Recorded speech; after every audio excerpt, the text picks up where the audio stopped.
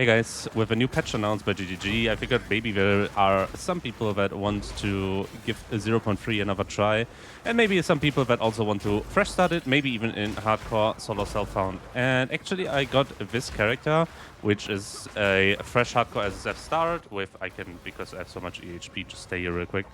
17.5 hours played. This is doable way faster, by the way. I still a lot of AFK here. Probably I could get to this character in like 12 hours in hardcore SF consistently. But this is a shield wall Invoker, which is heavily inspired by a few people, but especially Karn. So I'm gonna link Karn's guide as well. The problem is that Karn played it with the red life, and that is the wrong version to play this game currently. So I figured I just put it on an Invoker, and then I'm gonna have way more fun. The other upside is Monk also has a very good starting area with a lot of skill speed nodes, right? And yeah, here we are. So how does this build look? Basically, when you are fresh starting this, it is doable to do like mace stuff, bow stuff, crossbow stuff, whatever you prefer until 22. And then you swap to shield wall. And this was fresh start. I mean, I think I started to play this character. Yeah, it's like 4 hours basically. In hardcore SSF, right? And I'm on Viper here. Let me get there again. I shouldn't have skipped actually. And this is how the build basically looked like at campaign, and that was on every campaign boss. Look at my life as well, by the way. You can take a lot of strength, which is really good to live in hardcore, right? So this is a very good EHP number. And yeah, that's the damage throughout campaign. I was a little bit scared because the boss is scary usually. But when I stunned her and when I hold down right click and I held down right click and the fight was done. Yeah, so that's shield wall in the campaign for you. Really, really, really good leveling build. I would go as far as saying it is the best leveling build for fresh starts we have in patch 0.3. When we are going to have the races, usually we have like these 3 races to campaign, right? 1 minute death. You guys know what I mean. Shield wall will probably be played on the majority of classes, I think. However, back to our character. Why do I play Invoker? What is happening here? So Invoker has the best points on the tree, which is speed points, right? I guess movement speed is even better, but skill speed is really good. Skill speed is very interesting because it affects your attack speed, which is good, and your Warcry speed. So one of the worries is you obviously use your Warcries to detonate these things, right? And if your Warcry is slow, it's annoying. But you get so much skill speed that your Warcries are really fast, and it's really comfy to play this. Speed is one of the factors. You have a lot of attack damage now. This tree is actually dense. For POE2 standards, this is actually a dense tree, and there is not a lot of traveling nodes. That's another reason.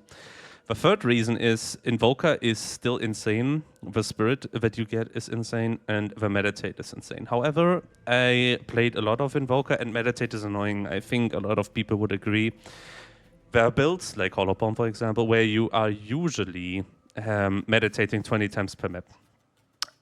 That is something that happened as well. Like, that was one of the other reasons I didn't want to do a Hollow Bomb build guide, because it's just...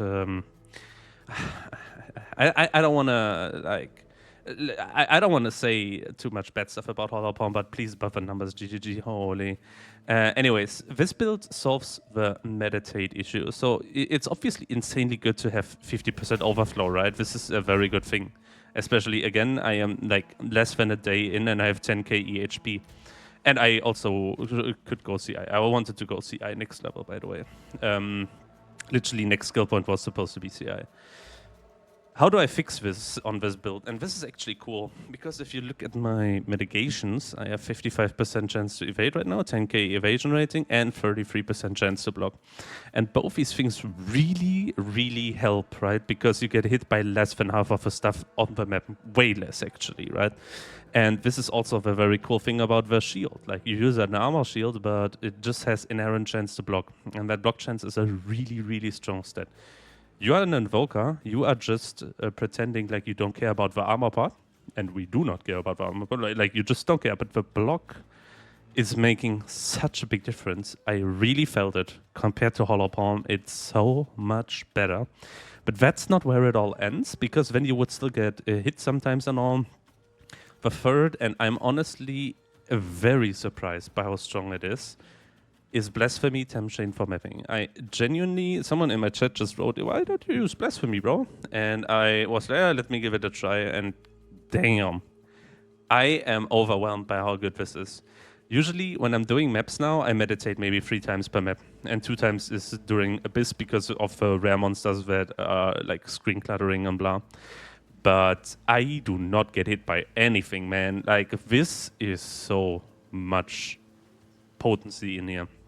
So I just do Blasphemy Temp Chains basically, make my barrier for additional block, and when you do the cries, which like cooldown recovery, and not use Empower Raging Cry to generate some rage, right?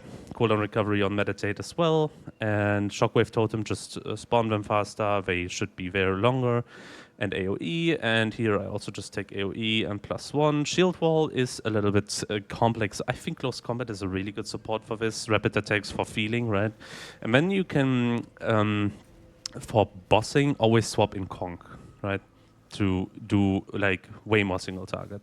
So whenever you enter a boss arena, literally every boss has a wind up of a few seconds in POE2 maps. There's very, very, very few bosses that instantly start, or like also on the way there you have like 5 seconds where you have to move anyway, right? So you just do this while you are moving there, no?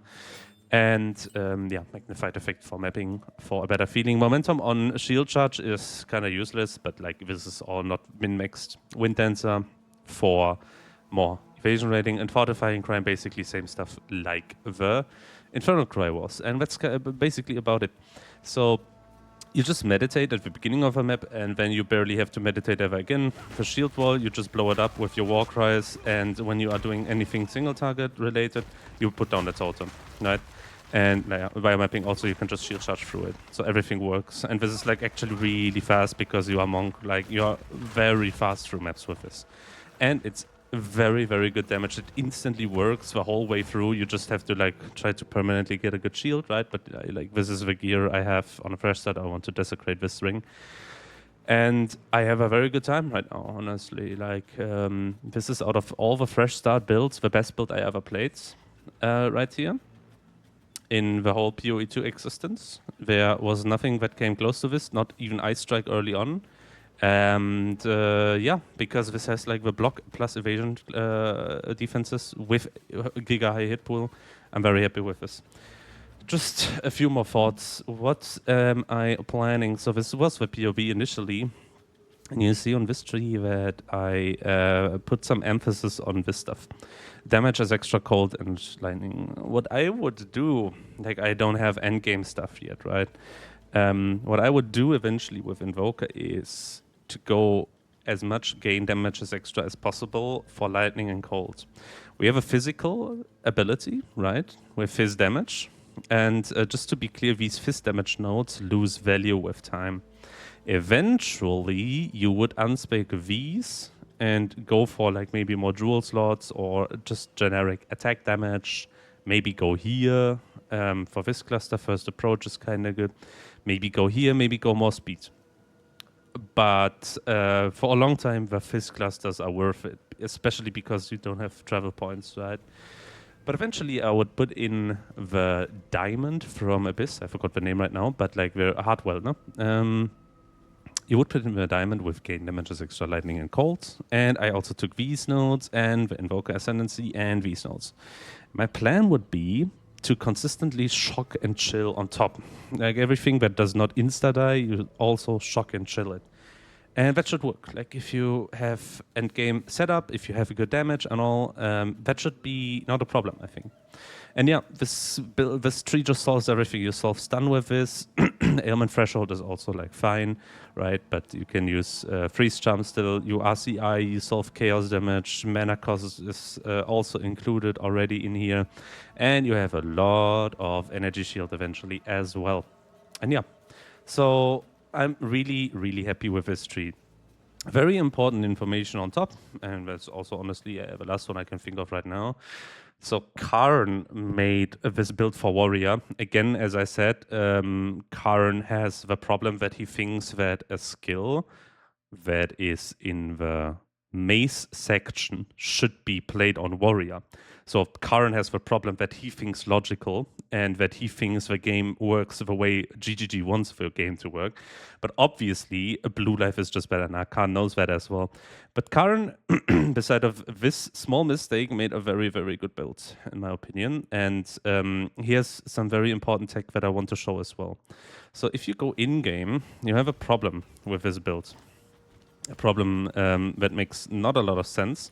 But if you go for support gems and you take this one, for example, Upheaval, you see supported skills create 2 additional fissures, less damage, less attack speed, right? If you take that support gem, you can already see it doesn't work with anything, also not with shield wall. And I can show that as well real quick. It does not work with shield wall. Yeah, I can't click it. If I take out one of the support gems, here, blah. Ne?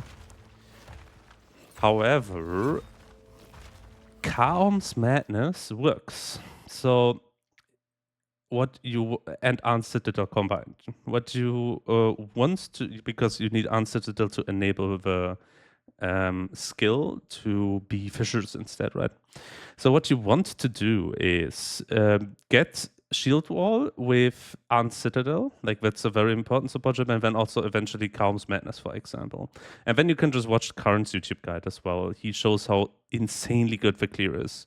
However, the build is totally playable without these support gems.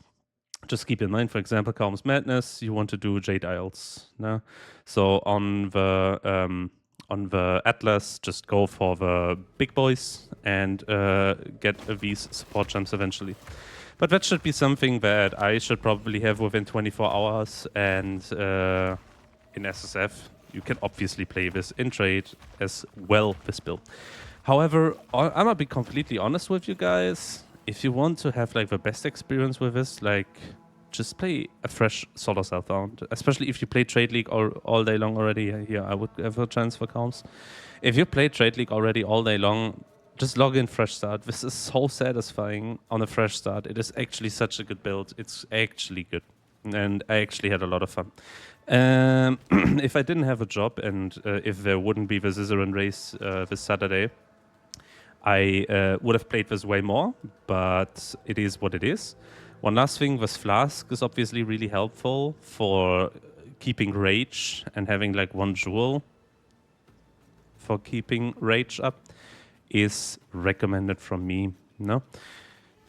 Anyway, so this is my current annoyance. I'm just going through all the gear one more time that I'm using right now. You can like get the general direction on your weapon you want, plus level 2 mace skills and high armor on your shield, hybrid, body armor, everything else full ES. My boots are a little bit of a disaster and they dropped in campaign actually still. But yeah, fresh hardcore SSF boys. It is what it is up here. I am still very, very happy, and this character is already unkillable. Like, I should have actually pushed for T15s faster. I kind of just chilled and tried stuff, and I'm already now 77 and only in T6 maps. But I think there is not a single problem to just push to T15s with this. So yeah, this is not a full build guide, but I figured the timing is kind of good, and I just didn't feel like any other build that I played this league is recommendable, including Hollow Palm. Sadwise. GGG buff Hollow Palm, thanks. Anyways, thanks for watching, boys. I'm gonna post the path of building in the description, but follow and Karn's build. But I would urge you guys to follow Karn's stuff as well. Like, watch his video, he explains the mechanics well, and then just play Blue Life to win, right? Anyways, boys, have a good one. Bye.